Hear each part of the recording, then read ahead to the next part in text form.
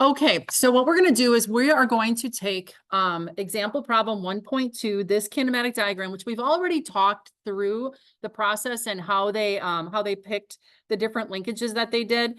And what we want to do is we just want to translate this over to an AutoCAD drawing. Now, we've already created that start file. So we're going to start with that start file and we're going to rename it the example 1.2 if you haven't already done so. And I have done that. So I'm going to go back to my AutoCAD.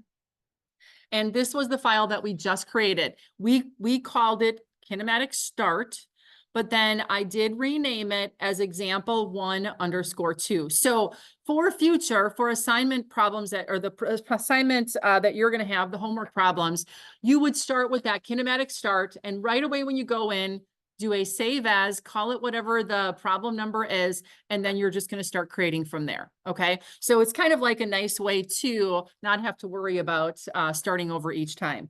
So we're going to simply take what we have in example 1.2 on page 8 there, and we're going to translate it over to, creating a diagram. Now, what I am going to do is I'm going to kind of leave the things that we have over on the right-hand side, and I'm going to copy over my first frame member, my first frame member. And I am just going to put it like over here and another one right there. And that's going to represent the two frame connections that I have. And I'm going to just kind of keep these over on the side. I'm going to move this out of the way so that I have it if I need to continue to copy. Now, if we go back to the illustration, these two that I just put in place, on this particular diagram, we don't have any dimensions. In chapter 4, you're going to start getting dimensions because we're going to be determining what displacements are, and we have to know the relationship of different elements one to the other. In this chapter, we're just getting used to creating or sketching the kinematic diagrams. So what I want you to do is just put things into proportion. So we don't have any dimensions here, but we can see that these two are about in line. Maybe that other one is a little bit higher. So we can go back to AutoCAD over here, and I'm going to take the one on the left and I am going to move it just up slightly. Okay, so it represents in proportion the diagram that we're looking at. There is not a connection between these two. And based on the letters or the item numbers and the letters, we are going to just move over the A. So I'm going to do, you can either use the move command or do M enter. And I'm going to move the A from here. I'm going to turn off my ortho and I'm going to put it close to the joint letter. I'm also going to I'm going to move my number 1 so that it's right here. Now remember, even though there's two connections to the frame, which is our upper handle of our vice grips, we only call it out number 1 once. You don't call each one of these ones. By the symbol that we use here for the frame, we know that's part of the frame. We don't have to keep calling it out as number 1. Then they called joint over on the left-hand side D. So I'm going to move my letter D over here. Okay. Oopsie. It accidentally snapped to that corner. I didn't want it to. There we go. Okay. So that's going to be my two frame members. Then the next thing I'm going to do is I am going to create what they're calling link number 3. So I'm going to create this triangle right here. We're not going to fill it in. They have a kind of grade in, but in our diagram, we're going to keep it simple. We're simply going to do a line, but it has to come from the center of our joint. Okay. I'm going to go off of my notes. I'm going to go onto my object line layer and I'm going to go down slightly to the right and then kind of think in line here, over and then back. There we go. And that's going to represent, they're calling that link number 3. So we'll use that same thing. So we're going to move 3 with the circle right in the middle over here. Okay. Now, the other thing that we need to do is you're going to notice that there is a connection joint at point B. So we need to make that a point B. And we also need to call out the special interest point over there. So I'm going to, and you can kind of grab it where you want it to go. I'm just going to copy, and maybe if you wanted to make this joint a separate point, but I'm just going to copy it from here down to here. Okay. Or you could make some separate points on the outside if you just wanted to grab them. And then I don't have an X, so I'm simply going to copy the letter A. And I'm going to move it to the endpoint here. And I'm going to double click, and I'm simply going to call that X. And then left click outside. You could add an X and a Y if you wanted to your kinematic start file, which probably would be a good idea. So now I have those in place. Then the next one that I'm going to do is I'm going to go over to C. Okay, and then I'm going to create the representation of my handle back to B. So I'm going to go here, line from the center here. I think looks like it's horizontal. Okay, and then kind of goes up slightly to point Y.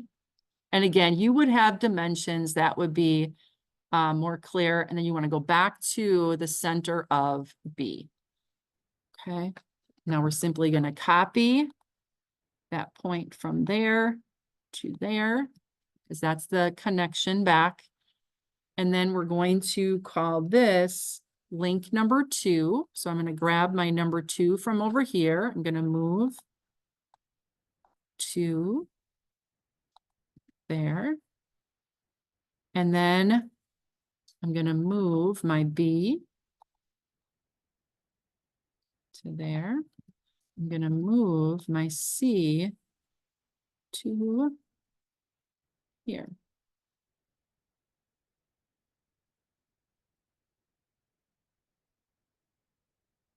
Now, in this case, I don't have a slider.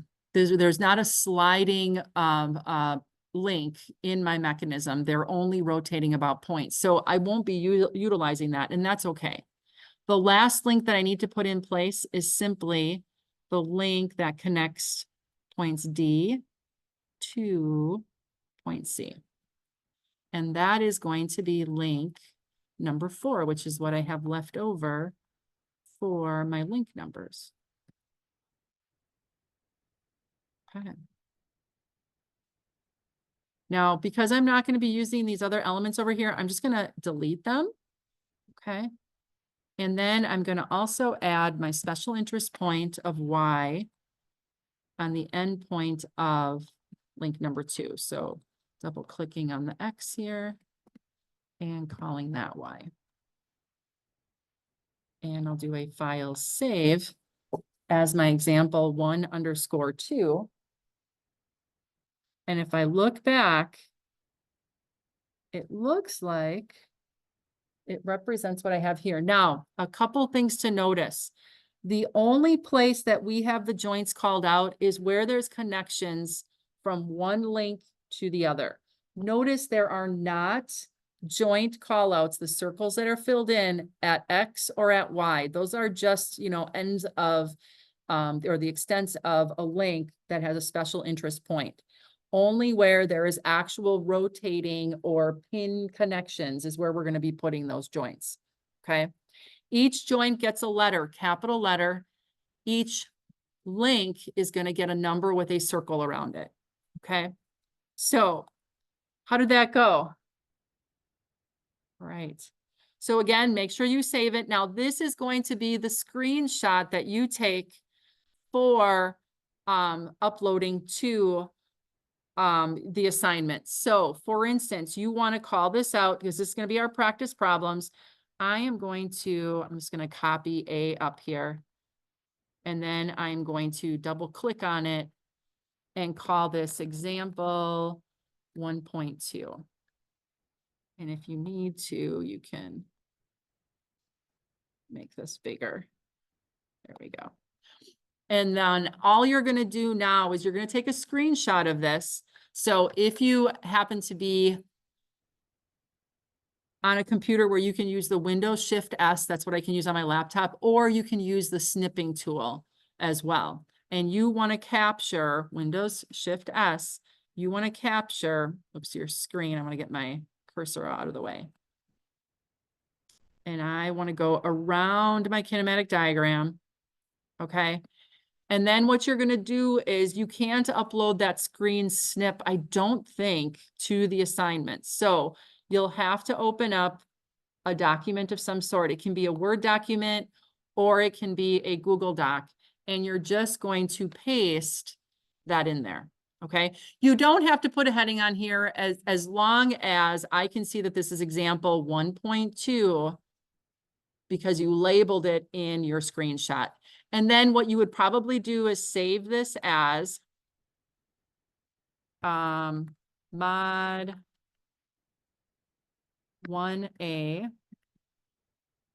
practice problems. Okay, and you want to save that somewhere because then on the next example that we do, because we're going to be creating an AutoCAD again to get some practice, we'll be adding another screenshot and such. Okay, does that make sense? All right.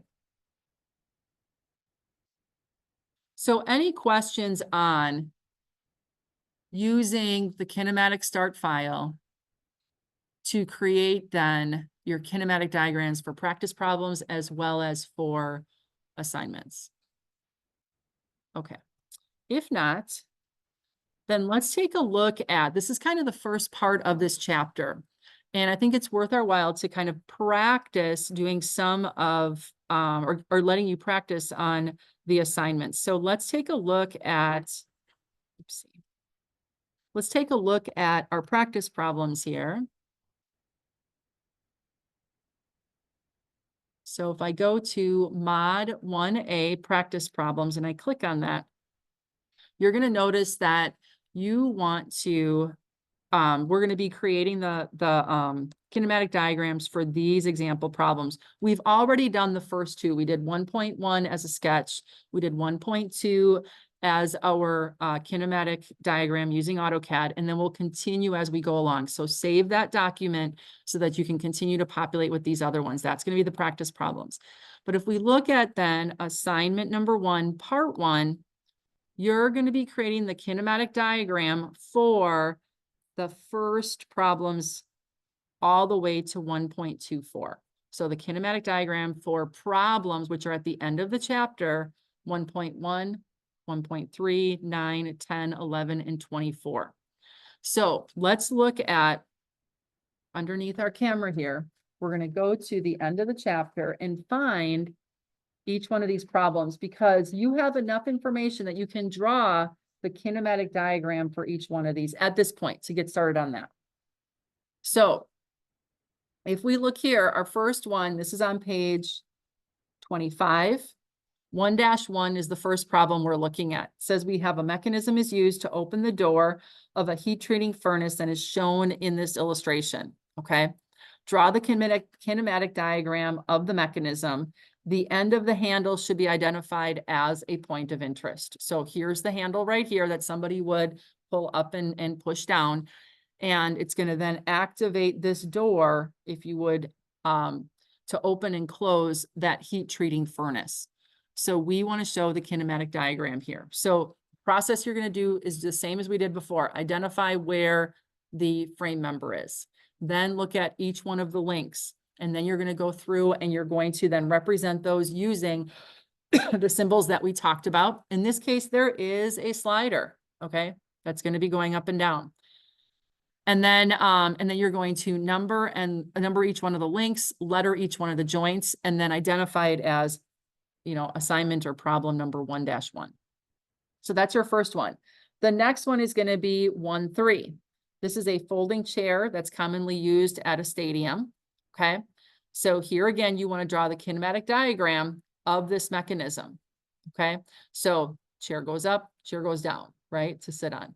And then you're going to notice that it's attached to the wall, which would be your frame. And then you want to show this as a kinematic diagram. Remember, you're not showing thicknesses of materials.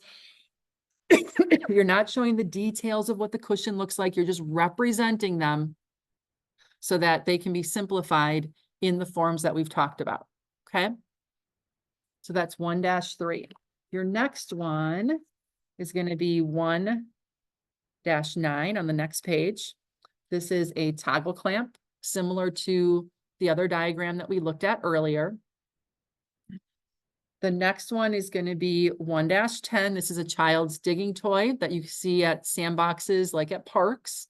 So this one is going to be another one. 1-11 starts down here, but it's a reciprocating saw, and the diagram is right here. And it's just the element here with the rotating disc, if you would, the connecting rod, and the blade. Okay. And then the last one that you're going to do, it's 124, and it calls it out on page 28, but the sketches of a sewing machine, which is at the top of the following column. Okay, so this is going to be the mechanism here that you want to represent using kinematic diagrams. Okay, we look back at the assignment. You'll notice that the first ones here that we just talked about are just the kinematic diagrams. Then correspondingly, the next time we get together, we're going to talk about mobility calculations or degrees of freedom. So you're going to be adding the mobility calculations for each one of the above diagrams that you did. But don't worry about that right now. Just focus on creating the kinematic diagram to start off with. And then the last part of your assignment is that there are 2 case studies at the end of the chapter. We'll talk about those the next time that we get together when we get to the end of this particular chapter. So right now you could get started on this assignment, kind of, moving ahead with what we've already learned today. Now, if we look at our calendar, assignment number 1, part 1 is due on Friday. That's its set due date. What that means when we talk about in terms of handing things in, by handing it in by the due date, that gives you the ability, number 1, to make any corrections that you might need to and earn those points back, okay? Remember, you get 2 submissions on the assignment. It also affords you a 7-day grace period, okay? The 7-day grace period goes to the end of the following week. You can then incorporate and you can submit for any corrections within that 7-day grace period. You can also hand in for full credit during that 7-day grace period. But I want to remind you that if you use the 7-day grace period, so the 1st as your due date, don't expect to get the opportunity to make corrections, okay? Because I might not be able to turn it around that quickly, okay? You run the risk of not being able to do that, all right? But if you get it in, earlier in the week, then you've got a couple days to, get it corrected by me, and then also turn around and get corrections so that you can earn those points back within the 7-day grace period. The 7-day grace period elapses. There are no extensions, okay? Please do not ask me to go and can I still submit for full credit on the 2nd? No, all right? You've already gotten 7 days. You've already gotten a week, all right? So the due date is the 25th, the end of this week. Your grace period is till the 1st, all right? So any questions on that? Practice problems, 1A are going to be due on Friday as well. Okay, that's their set due date. You get 7 days also to get those in. Remember, those are a 0 or a 10. Okay, so by submitting them the way that we do them in class here, you're going to get a 10. All right. We do have things to finish up for the practice problems, and we'll be doing that the next time that we meet. So I'm going to give you time to get started on this, practice doing kinematic diagrams, practice using AutoCAD. It might take a little bit to get back into that again if it's been a little while for you. And then the next time we get together, we'll finish up chapter 1, talking about those mobility calculations. Okay. Now, remember, I just want to remind you as well, looking forward to Friday, we will have a lecture on Friday. I know that for this particular module. Remember, there's 2 chapters in this module. There's chapter 1, which we will be finishing up the next time we get together, but we'll be starting then at chapter 4 for sure on Friday and continuing to make sure that we have enough time to get it done so that your assignments can be due next week, Friday, for the second part of module 1. Does that make sense to everybody? Okay. So, questions? Oh. All right. Well, that's enough for today, like I said, and I want to give you a chance to practice doing those diagrams. So I am going to stop recording.